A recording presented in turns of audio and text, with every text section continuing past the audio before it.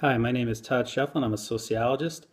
I have with me The Scholar Denied, written by Alden Morris. There's a really interesting chapter in the book, Max Weber Meets Du Bois. Chapter 6, I'm going to read some parts of the chapter that stand out to me. A prominent sociological scholar, a continent away, embraced Du Bois's scholarship and declared him to be one of the greatest sociologists in America.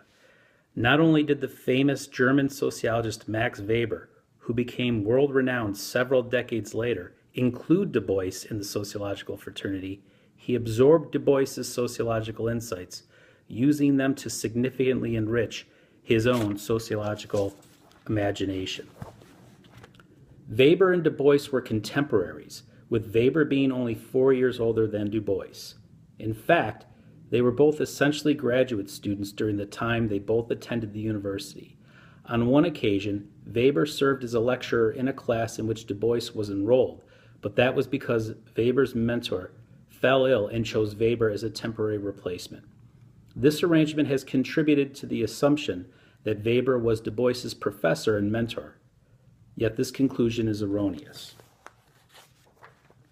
In Germany, Du Bois and Weber were taught by many of the same professors, were mentored by the same scholars of the German Historical School of Economics. Weber associated white blood with racial superiority.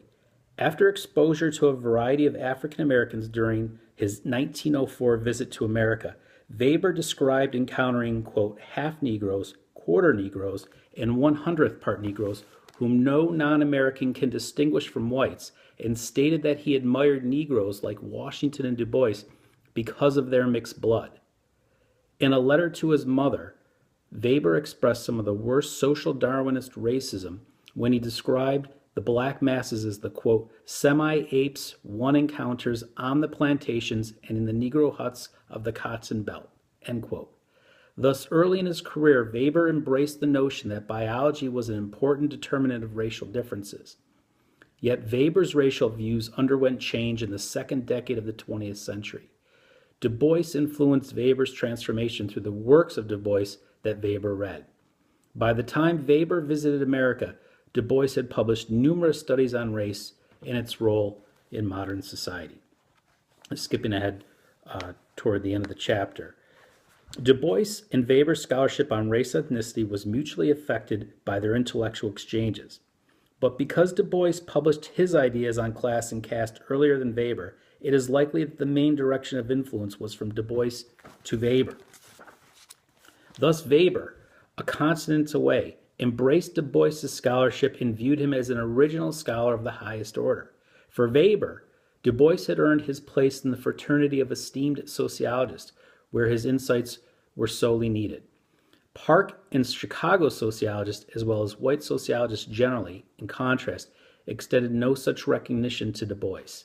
Perhaps this was because they had more to risk than sociologists in Heidelberg, who did not have the same need to block Du Bois's ideas from entering the intellectual marketplace or feeling the same pressure to deny a scholar solely on the basis of his black skin.